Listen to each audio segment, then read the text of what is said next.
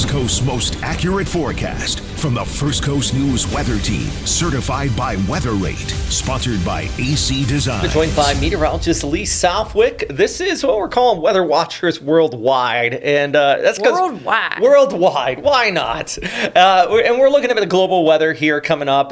First, we're going to talk about the local forecast and that extended forecast across the United States. Some of the big weather events around the world over the past week, talking about some impacts not only locally but even from the tropics to colder areas. And we take some of your weather questions I put out on social media yesterday.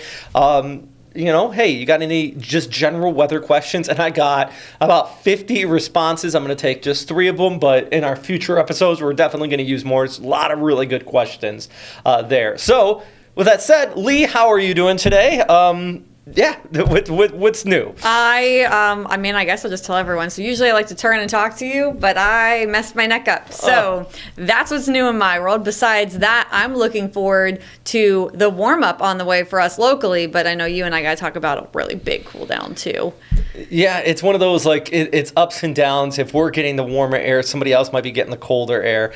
And oh my goodness, look at Bismarck International Falls out there in Montana. Heck no. Well, you're not a fan of that. You don't want to be in the 20s. It's just, the face says it all. It's literally 73 degrees in Jacksonville. I'm wearing a jacket. So that tells you how I deal with the cold weather. Anything under 75 is cold to me. So no, thank you. Now, there is a chance the southeast, including Jacksonville area, maybe not 28, but those 30s we could be having. Yeah. I think. What are you going to be wearing then? We could have our first freeze, and did you ever? Is it A Christmas Story where the little kid's all bundled up and he can't put his arms down? Oh, that's going to be you. Yeah, that will be me Tuesday morning. He's fucking doing the weather like this, like a penguin, kind of. Yeah, literally. I'll do a live shot from outside. It's cold.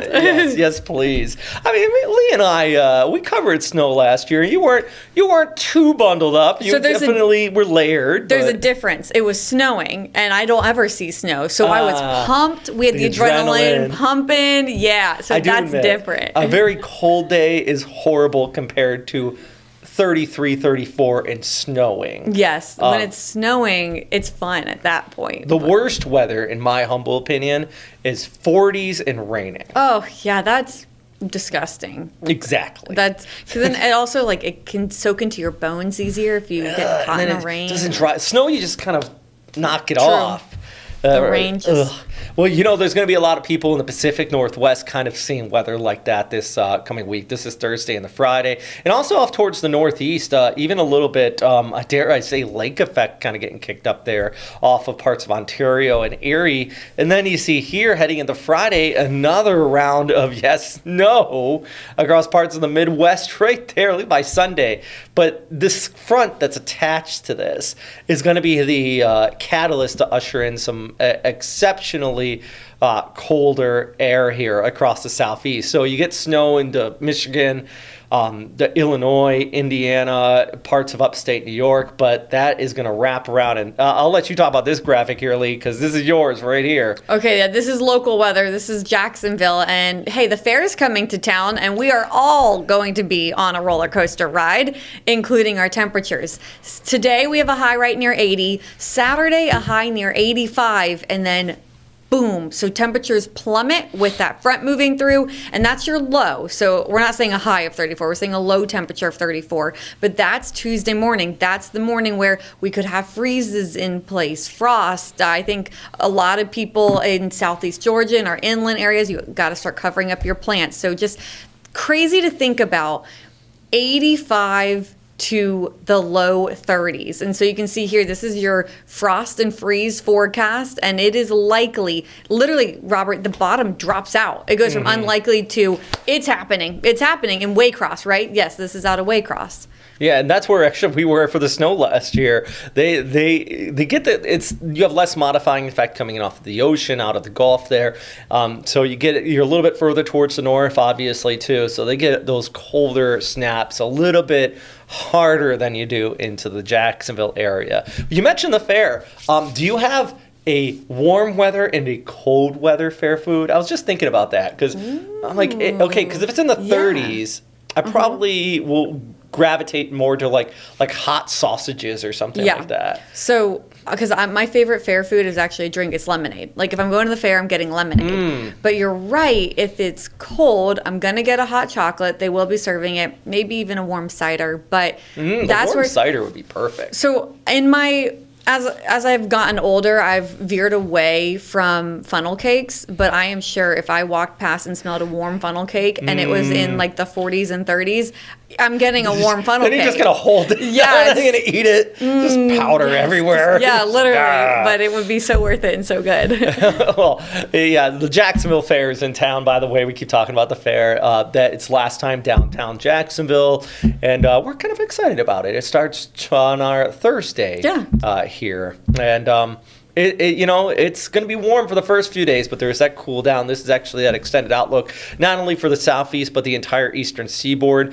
How far south do you think snow could extend? I was seeing northern areas of Georgia might see, maybe not accumulating, but maybe some of it in the sky there, Lee? Yeah, because I was trying to also look at some of those freezing lines, and, it's possible. I saw ice possible for places in the Carolinas. So, for exact snow, you're catching me off guard here because I didn't look this morning. This is as of yesterday. And as we know, things can change quickly. Yeah. So, but I wouldn't put it past maybe far northern Georgia, right on that border with Tennessee. Higher elevations. And exactly, when you get up into the hills and stuff like that. Is that what you were seeing, Robert? Yeah, same. I think there's going to be some people across parts of the Carolinas and northern Georgia that might be a little surprised. Not everybody. Maybe some sleet, little freezing rain, which always can be messy. But you know what it is? The time of year for yes. It's not like this is uncommon or shocking. 100%. It is a little shocking when you go from 85 to 34, but at least we showed Waycross and the possibility of a freeze, and usually they get their first, I believe it's frost. Yeah. Early November, like it could start November 1st. And so it's just that reminder that we're moving back to that time of year, but this is also the time of year where we get these big swings. We have stronger cold fronts moving through, but then a lot of places can warm right back up. I think up north at least, not so much a Florida problem, but a lot of times people in the winter, start of winter, forget how to drive in the snow. Oh, man. So you get like those first ice, the first snaps of snow, and then everybody's like just gunning it, and they like, okay, hold on, I got to slow down. You would know. You're an expert at driving in snow. He proved that in Waycross last year. This year. It was January. It was this year. Tell my insurance bill that they can lower it, okay? Okay. Y'all heard it here. So this is the full super moon, the full beaver supermoon.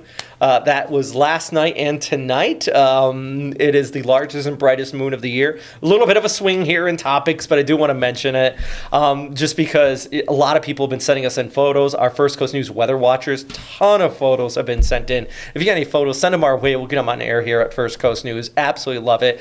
The Lou's complaint is that don't ever look directly at the sun. Don't do that either. But don't take a photo directly of the moon zoomed in. Try to have some contrast, maybe like a tree in the foreground. Also, the Turin meteor showers taking place, the southern Turits, and it's this full moon, so they're going to be washed out. My fantastic graphic here showing Super Beaver blocking out the meteors. Super art. Beaver, it is art. It's beautiful. You did a great job, and it perfectly illustrates for a 4-year-old child how the moon is so bright. The Super Beaver moon is so bright, it's blocking the meteor shower. I want to say there's a lot of adults. We gotta animate it like this. They'd be like, oh, okay. Although some people might think the meteors are actually like hitting us. That's just an illustration there, guys. Yeah, and he's not actually blocking and like sending it away. That is not a real beaver. It's just the light is canceling out our ability. It's, as Robert said, it is the brightest moon of the year. It's so bright, it is not giving us that visibility of the meteors in the sky. All right, so that's a look at the forecast, look at a little astronomy there for you. We're going to take a quick little break here. We'll be right back because I want to talk about what's happening around the world. Cut the cord, get the app, stream free. Download the First Coast News Plus app, your trusted source for news, your weather, all your sports, and so much more on your time. Yeah, your schedule. It's your most accurate forecast, your weather impact alerts, extended breaking news coverage, and exclusive specials at a time that is convenient to you and your family. Download First Coast News Plus and watch for free, right now. I knew I needed physical therapy to be able to get back to doing the things I want to do, specifically golf. Throughout Brooks Rehabilitation, with the 50+ locations we have, we see people with many injuries across the board. We're really looking to individualize a treatment plan and create goals together. That way they can get back to the sport or activity they love to do. I would definitely recommend Brooks to anyone who needs physical therapy. It enabled me to get back on the golf course to do what I want to do. Nothing breeds competition and camaraderie in a community like sports. It gets your adrenaline up. Sports has a unique way of bringing people together. Your First Coast sports team understands that. We go beyond the X's and O's and to the heart of the game, where wins don't always make winners and the L's don't necessarily make losers, and where the highlights sometimes mean more than the trophy. It's where the real stories are told. Sports Finals sponsored by Farah and Farah, Sunday nights at 11:30 and streaming on First Coast News Plus. Let's talk about some weather around the world here, and there's plenty going on from the out in Asia to Jamaica to local here, of course, as well here, Lee. So we're gonna walk through some of these, and I think the first one I want to share.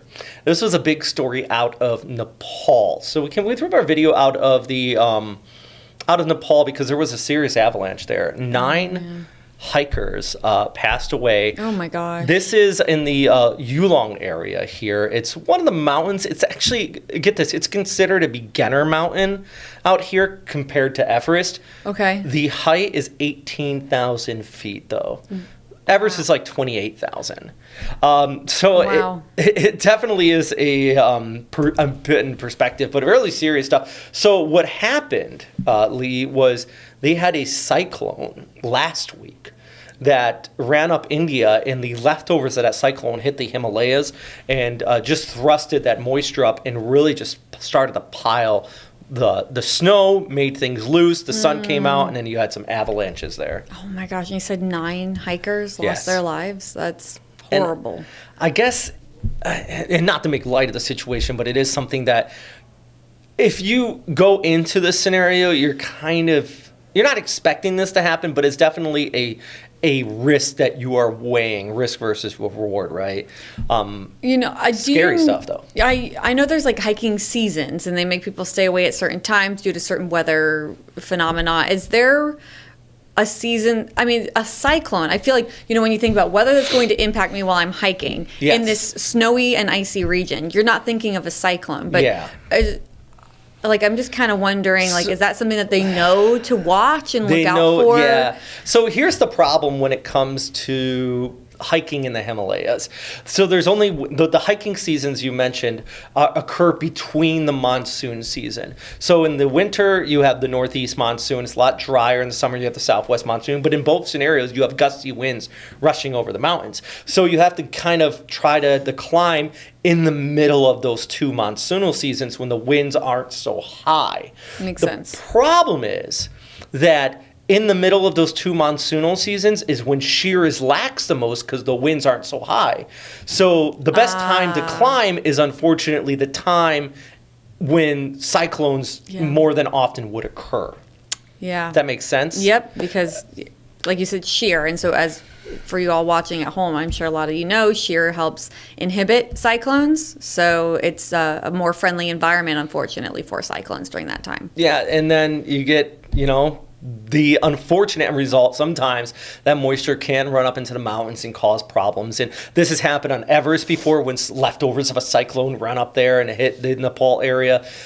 It's the problem with the trade. The best time to climb is unfortunately around cyclone season. Now, these people put themselves into risk, but then I want to move a little bit further towards the east. We're still in southeastern areas of Asia. I want to show you some video. This is actually incredible footage out of Cebu in the Philippines. Okay. If we could pull that up, because they had just had a typhoon. This was Typhoon Kalmigi. Oh my gosh. Also known as Typhoon Tino there in the Philippines. They have a different naming scale.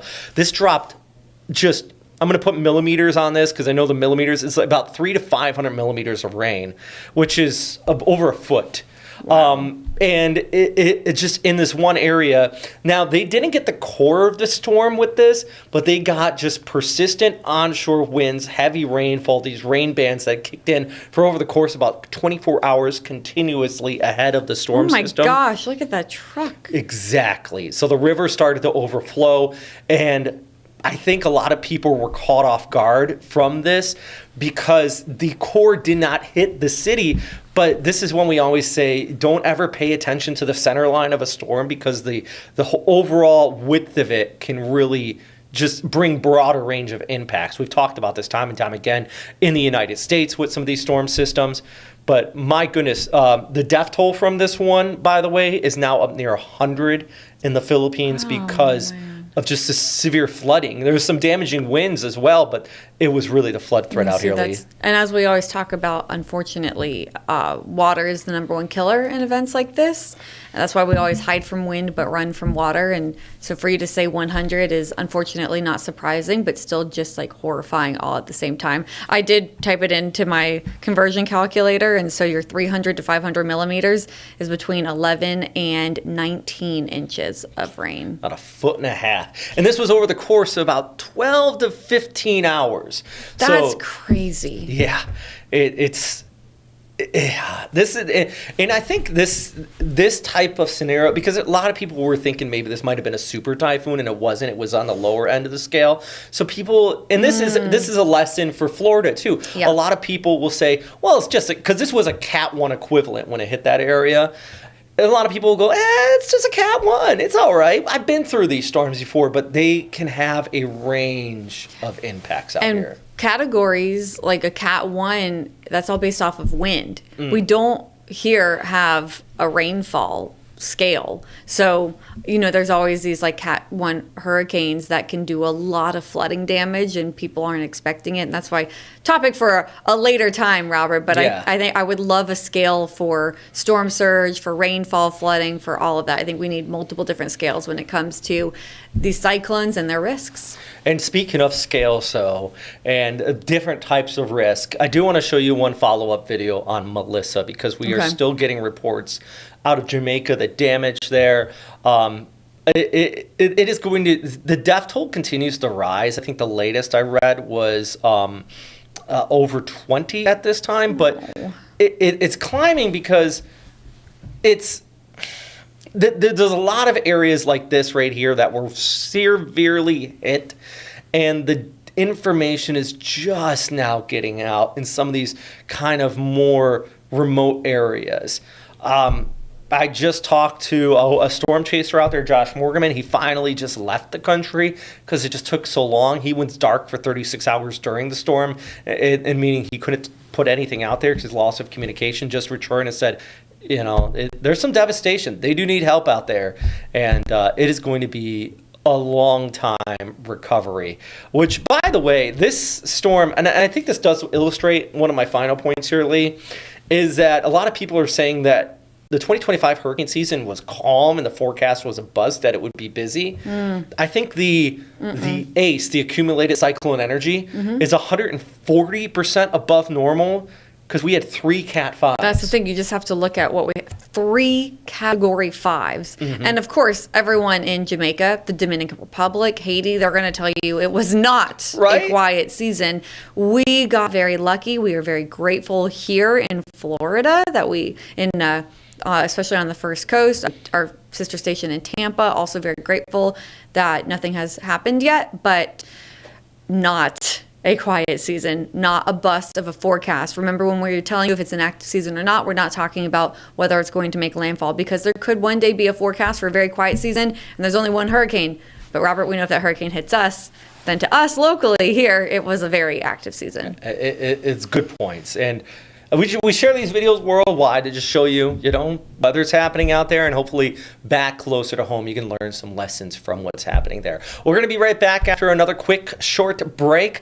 We're going to take some of your questions that you've had, about meteorology in general. So kind of Ask a Meteorologist section.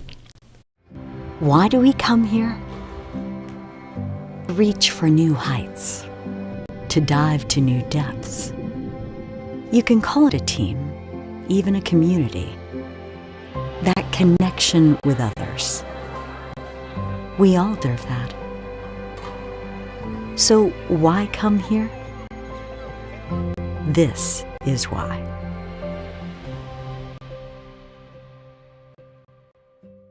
Swing into luxury, where golf and community come home.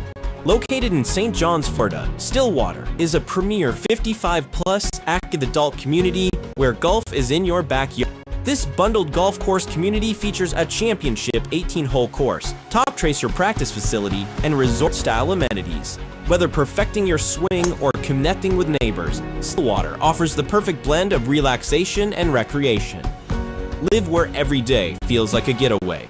Maybe you're new to all the streaming, OTT, on-demand stuff. You need a trusted news and weather source, and we've got with First Coast News Plus. That's some pretty serious cold. Get your most accurate forecast, your weather impact alerts, heavy enforcement presence, extended breaking news coverage, and that breaking news right now out of Camden County, Georgia, and exclusive specials, all on your schedule. So download First Coast News Plus and start watching for free.